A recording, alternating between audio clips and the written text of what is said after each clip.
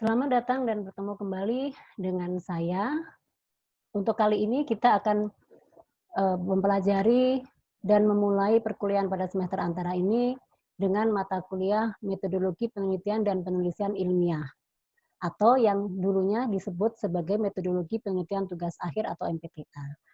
Baik, mata kuliah Metodologi Penulisan dan, Penulisan Karya Ilmiah ini merupakan akhir dari perkuliahan atau akhir atau dari rangkuman seluruh pembelajaran di program Diploma 3. Kenapa? Karena mata kuliah ini itu merupakan akhir di mana semua mahasiswa yang akan mendapatkan gelar diploma atau ahli madya wajib mengikuti atau menuliskan sebuah karya tulis yang disebut tugas akhir. Kenapa dianggap penting? Karena ini semuanya akan dituliskan, akan dijabarkan semua teori atau semua pembelajaran atau kompetensi yang sudah Anda pelajari dari semester 1 sampai semester antara ini nanti, dan juga semester 5 nanti itu diaplikasikan atau diimplementasikan menjadi sebuah karya tulis. Nah, sebagai bukti bahwa selama Anda kuliah di program Diploma 3, Anda sudah paham, Anda mengerti bahwa ilmu-ilmu atau kompetensi itu bisa diterapkan dalam bentuk penelitian dan karya ilmiah. Baik, pada kesempatan ini, saya akan menyampaikan, pendahuluan saja, di mana ini menjadi dasar supaya semua mahasiswa yang mengikuti perkuliahan ini paham apa maksud dan tujuan dari perkuliahan ini. Nah, yang jelas tanpa mengikuti mata kuliah MPTA atau metodologi penulisan dan penelitian ilmiah, itu mahasiswa tidak akan dinyatakan lulus dari Bina Insani. Syarat untuk bisa mengikuti tugas akhir adalah lulus mata kuliah metodologi penulisan dan penelitian ilmiah ini.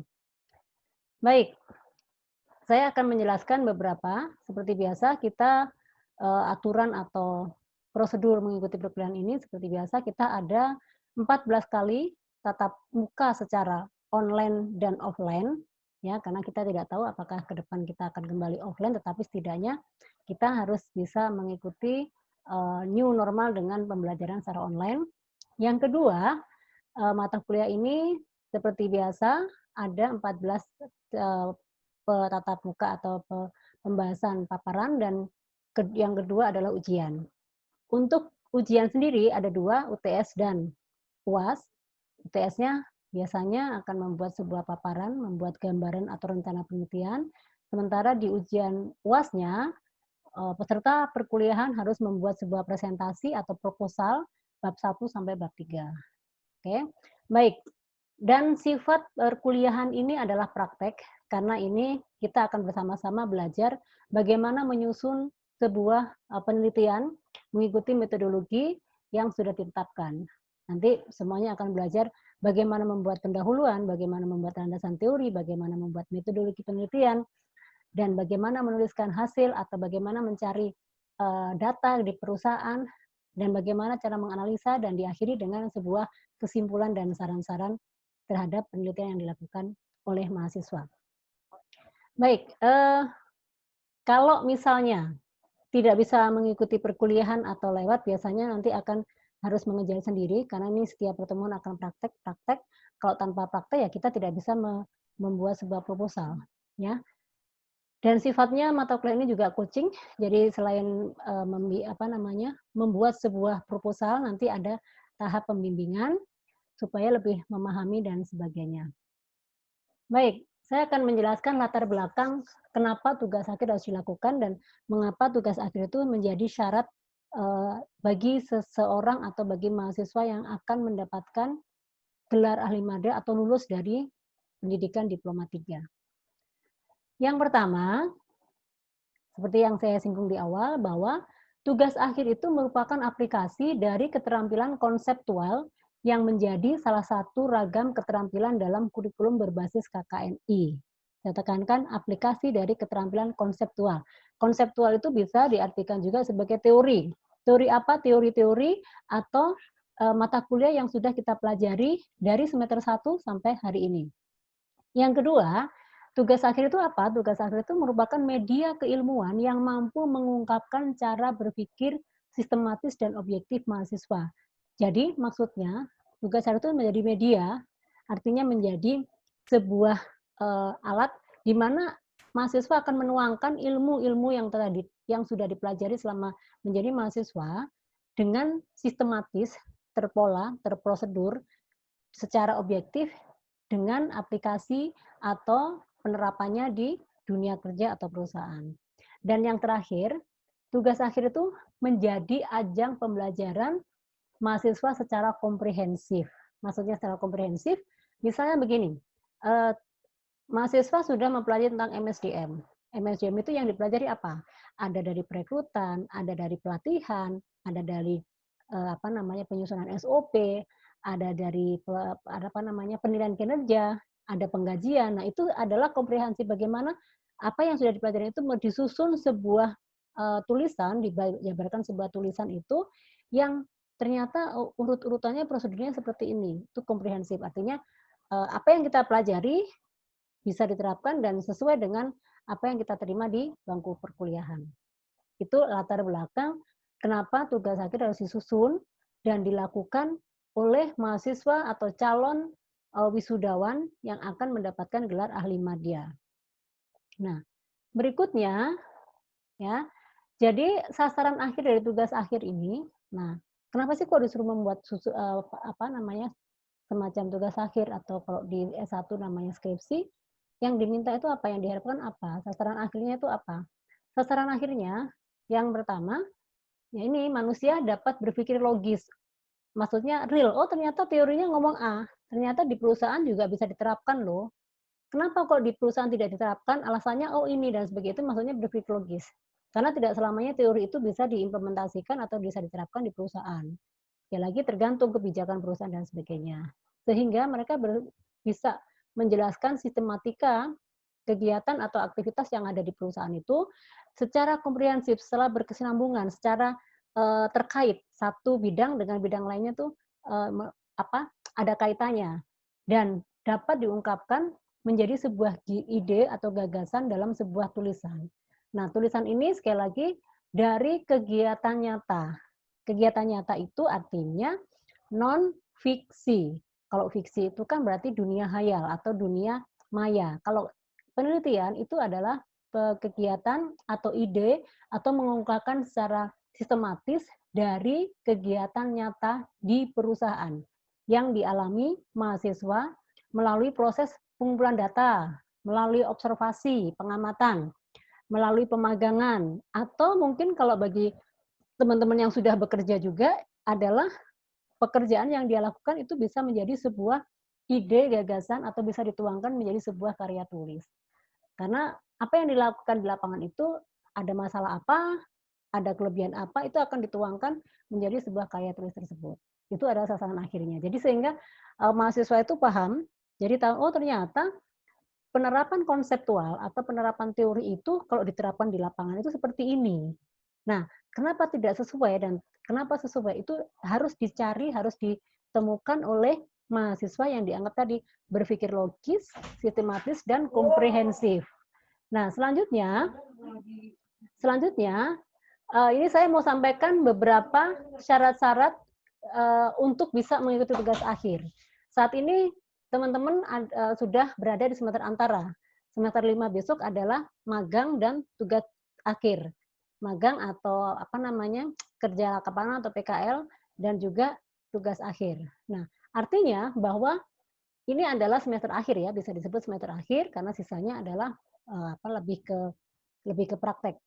Nah, ada syarat, ada beberapa ketentuan yang harus dipenuhi oleh calon mahasiswa yang mau lulus atau tepatnya yang akan menyusun tugas akhir, yaitu yang pertama, mahasiswa itu wajib mengumpulkan atau telah lulus atau menempuh mata kuliah sebanyak minimal atau sama dengan 100 SKS.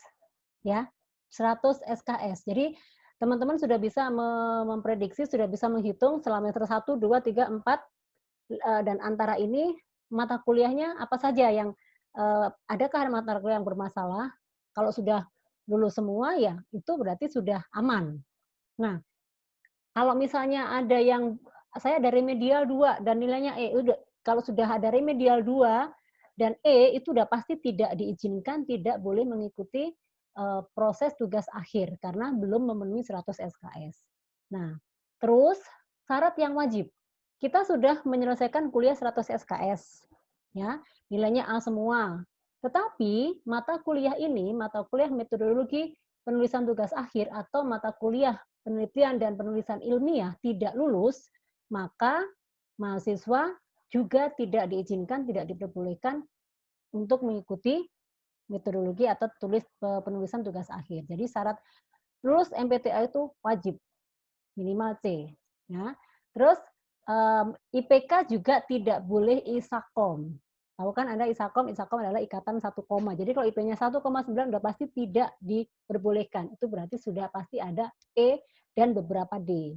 Nah, kalau misalnya kita lulus semuanya lulus tapi ada D, boleh diizinkan dengan catatan ya, dengan catatan boleh menyusun tugas akhir, tapi sepanjang proses penyusunan tugas akhir, nilai D harus dilakukan remedial.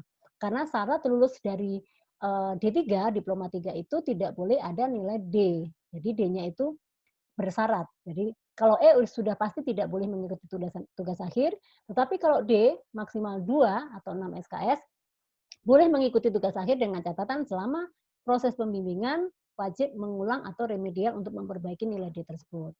Kalau misalnya sampai batas TA-nya sudah selesai, sudah siap sidang, tetapi di cross check nilai lagi masih ada D, tidak boleh sidang juga. Dan itu harus nilainya harus benar-benar posisi aman.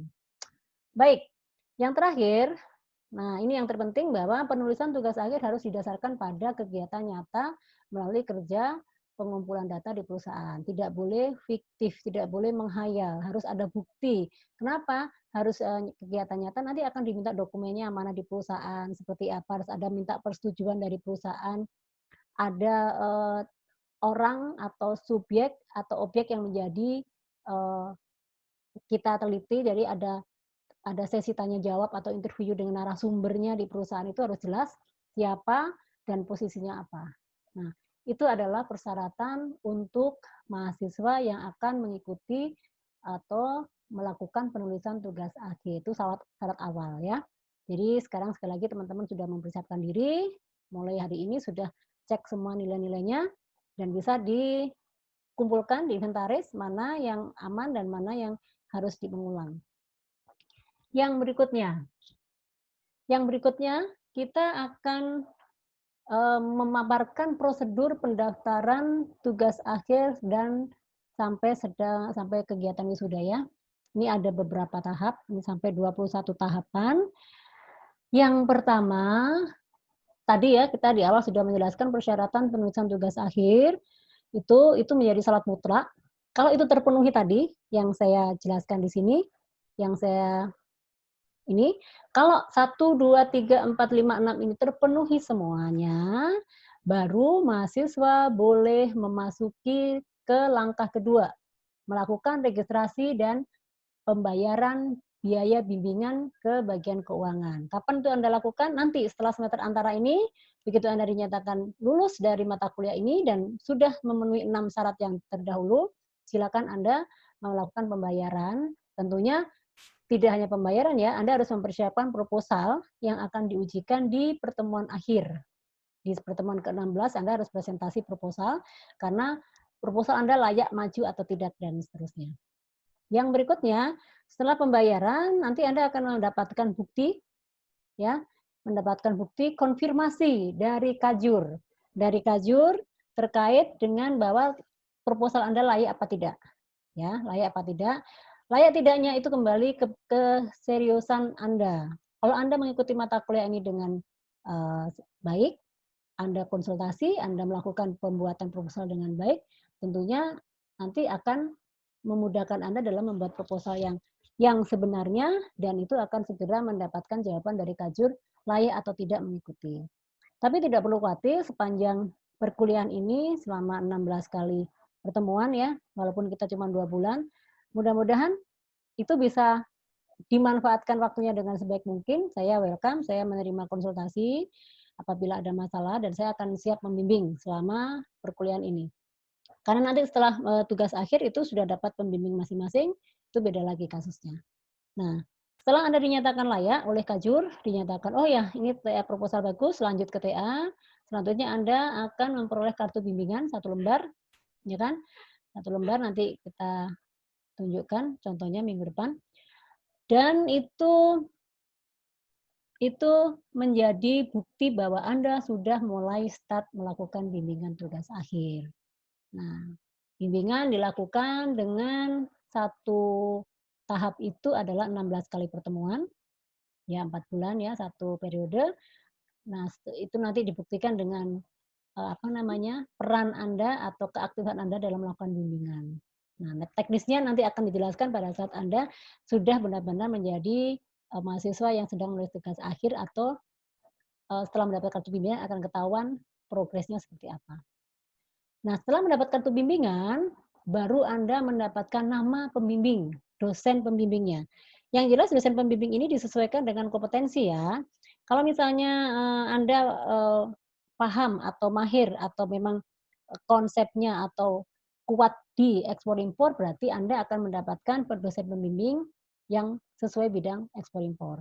Kalau misalnya Anda jago banget dengan manajemen keuangan, manajemen perusahaan dan sebagainya, Anda akan diberikan pembimbing sebagai pendamping Anda, yaitu yang memiliki kemampuan di bidang manajemen keuangan. Kalau Anda, eee, kebetulan bekerja di bidang marketing, nah itu kan pas sekali ya. Jadi nggak usah kalau memang, sudah bekerja sesuai bidangnya, jangan mengambil judul lintas pekerjaan. Kenapa? Akan menyulitkan Anda, ya. Karena Anda akan susah cari data dan sebagainya. Lebih baik kalau memang kompetensinya itu ada dan sesuai dengan pekerjaan Anda, monggo silakan anda mengajukan bimbingan yang sama supaya tidak memberatkan Anda, supaya datanya mudah didapat. Dan nggak usah takut, nggak usah khawatir, Anda akan dibimbing oleh dosen sesuai bidangnya yaitu marketing. Kalau misalnya, Anda sebagai seorang supervisor, Anda berarti kan, memiliki kepemimpinan ya, leadership dan sebagainya, lebih ke budaya organisasi dan semuanya, Anda juga akan mendapatkan dosen pembimbing sesuai dengan bidangnya masing-masing. Jadi, bidangnya banyak banget. Kalau misalnya entrepreneur, Anda akan diberikan pembimbing sesuai dengan bidangnya, yaitu dosen-dosen yang mengampu mata kuliah entrepreneur. Anda akan diarahkan ke semuanya. Dan masih banyak bidang-bidang lainnya yang harus Anda, eee, pahami, yang harus Anda selami, karena yang tahu kompetensi Anda ya Anda sendiri, yang tahu kompetensi keahlian Anda ya Anda sendiri. Nah, sehingga penting sekali dalam penentuan judulnya. Selanjutnya, setelah Anda mendapatkan dosen pembimbing, berarti Anda sudah layak bimbingan dan akan diberikan buku pedoman pembimbingan tugas akhir, ya kan. Nanti akan dapat buku, karena itu wajib, kalau tidak dapat buku Anda nanti bisa penulisannya tidak sesuai karena ada panduannya, cara penulisannya, ukuran font dan sebagainya. Oke, setelah mendapat buku pedoman, selanjutnya dosen dan mahasiswa menyusun jadwal bimbingan. Ingat ya, setiap dosen punya kesibukan masing-masing, ada yang stay di kampus Bina Insani, ada yang praktisi yang beliau tidak stay di ini, jadi kita membuat kesepakatan waktu dan bimbingannya. Yang jelas mahasiswa kalau bisa mengikuti dosen ya, bukan mahasiswa mengatur dosen, tetapi harus mengikuti, ke waktu yang disediakan oleh dosen. Nah, yang berikutnya setelah ada kesepakatan deal waktu, maka selanjutnya adalah proses bimbingan. Ya, proses bimbingan diikuti sampai yang ditentukan tadi maksimal 16 kali pertemuan. Pada saat TA sudah selesai, tugas akhir sudah selesai, maka mahasiswa wajib menyerahkan tugas akhir yang telah ditandatangani asli oleh pembimbing, ya, oleh pembimbing ke bagian akademik pada saat sudah selesai. Terus langkah berikutnya adalah pemeriksaan tugas akhir oleh tim dosen, ya kan? Diperiksa lagi apakah sudah sesuai dengan panduan, apakah sesuai dengan kompetensinya, apakah ada penyimpangan, penyelewengan dengan buku panduan yang di sini. Nah, setelah itu kalau mahasiswa sudah, ACC, sudah tidak ada mengalami masalah, biasanya langsung menyiapkan rangkap 3. Tetapi kalau misalnya masih ada yang harus direvisi, TA tersebut akan dikembalikan ke mahasiswa masing-masing untuk melakukan bimbingan kembali dengan dosennya, ya kan. Harusnya sih tidak boleh ada kesalahan, karena kan semuanya sudah mendapatkan buku panduan dan semuanya sudah mengikuti mata kuliah metodologi, penulisan dan karya ilmiah. Baik, yang setelah sidang sudah selesai, maaf setelah TA sudah ACC semuanya, mahasiswa wajib mengumpulkan rangkap 3 ya. Ini dalam kondisi normal ya. Kalau misalnya kondisinya sampai, belum berakhir pandeminya ya kita tetap akan kirimkan dengan soft copy dalam bentuk PDF ya ke akademik yang siap akan disidangkan, biasanya disertai dengan video, disertai dengan, PPT yang itu nanti videonya itu adalah sidang online. Itu kalau kondisinya masih seperti saat ini pandemi. Tetapi kalau kondisi normal ya semuanya kembali ke normal kembali. Oke. Nah, sebelum ujian apa namanya, sebelum ujian sidang, mahasiswa wajib mengikuti, sertifikasi kompetensi yang akan ditentukan jadwalnya, komprehensif atau kompetensi. Nah, setelah mengikuti ujian sertifikasi kompetensi, tetapi ini tidak menjadi hal yang baku dalam arti bisa dilakukan sebelum sidang atau setelah sidang. Artinya, sertifikasi kompetensi atau serkom itu menjadi syarat kelulusan di akademi di diploma 3 Universitas Bina Insani. Nah, sidang dilakukan, setelah sidang selesai berarti ada proses yudisium. Proses sidang yudisium itu artinya bahwa seluruh rangkaian tulisan tugas akhir itu dinyatakan lulus dan tidaknya itu melalui sidang yudisium. Sidang yudisium itu tidak hanya menyatakan lulus dari sidang TA, tetapi menyatakan mahasiswa itu sudah layak lulus dari program diploma 3 Universitas Bina Insani. Karena itu sudah kumulatif gabungan dari semuanya. Kalau misalnya tidak lulus yudisium, maka dia mahasiswa harus melakukan sidang ulang dan juga sertifikasi kompetensi lainnya. Nah, kalau sudah di yudisium berarti dinyatakan lulus, ya tahap berikutnya mahasiswa akan menerima surat kelulusan. Surat kelulusan itu atau kalau di SMA namanya SKL ya, kalau misalnya di perguruan tinggi namanya surat keterangan lulus. Nah, setelah itu kalau sudah dapat surat keterangan lulus, sambil menunggu proses wisuda, seperti biasa akan ada administrasi pembayaran dan sebagainya, sehingga mahasiswa akan dinyatakan lulus dari sidang atau lulus dari program Diploma 3 Universitas Bina Insani. Nah, setelah lulus, setelah wisuda, pastinya diakhiri dengan penerimaan ijazah. Itu adalah prosedur pendaftaran penulisan tugas akhir sampai dengan proses wisuda. Mudah-mudahan semua dilancarkan dan semua peserta perkuliahan ini lulus tepat waktu. Selanjutnya, saya hanya memaparkan tentang alurnya itu seperti ini. Yang tadi saya cerita panjang lebar itu, kalau disingkat itu cuma seperti ini ya. Jadi mahasiswa memenuhi persyaratan, mengajukan proposal bab 1, bab 2, bab 3, membayar biaya tugas akhir, melakukan proses bimbingan, melakukan pengumpulan bimbingan, dan melakukan sertifikasi kompetensi, pelaksanaan sidang, revisi tugas akhir, sidang yudisium. Nah, setelah sidang yudisium, bila tidak ya kembali harus merevisi semuanya, ikut memperbaiki nilai, memperbaiki sertifikasi dan sebagainya. Kalau sudah lulus, langsung mendapatkan surat keterangan lulus dan transkrip sementara. Surat keterangan lulus ini dan transkrip sementara ini bisa dipergunakan untuk melamar pekerjaan bagi yang belum bekerja, tetapi kalau yang sudah bekerja minimal untuk ya penyesuaian. Biasanya kan ada keterangan lulus, biasanya ada SK lagi dari perusahaan untuk kenaikan gaji, untuk kenaikan pangkat dan sebagainya. Nah, nanti dari sini ada lagi proses TOEIC. TOEIC ini wajib ya. Kompetensi dan TOEIC ini merupakan hal yang wajib sebagai syarat dari kelulusan. Itu nanti yang menjadi nilai plus atau nilai jual kalau kita mau melamar pekerjaan. Karena sekarang bagi yang belum bekerja ya khususnya ya, karena sertifikasi kompetensi dan TOEIC itu menjadi syarat yang sangat membantu pada saat kita melamar kerja. Skill-nya akan terukur dari situ. Nah, yang terakhir ya Anda akan mengikuti proses wisuda setelah dinyatakan lulus dari program Diploma 3 Universitas Bina Insani dan diakhiri dengan penerimaan ijazah dan transkrip. Nah, teman-teman itu adalah alur atau prosedur tugas akhir dan wisuda. Mudah-mudahan ini bermanfaat buat teman-teman. Nah, tapi sebelum kita menjelaskan lebih jauh tentang konseptual, tentang tugas akhir, konseptual tentang karya ilmiah, Anda sisa waktu yang ada ini, Anda diminta mencari pengertian dan perbedaan karya ilmiah atau karya tulis dari minimal 7 referensi atau 7 pengarang atau 7 buku, 7 sumber buku. Jadi silakan Anda mencari bebas supaya Anda bisa mengerjakan atau paham apa itu karya ilmiah, apa itu karya tulis dan sebagainya. Sekali lagi dari 7 referensi atau 7 pengarang. Nah, baik, kalau misalnya eee, tidak ada, apa namanya, masalah, tolong tugas ini bisa dikumpulkan melalui e-kampus, tapi bila ada yang, bermasalah atau yang kurang jelas bisa ditanyakan pada grup WA atau di forum diskusi di e-kampus. Baik, saya rasa cukup sekian untuk pendahuluan kali ini. Selamat mengerjakan tugas.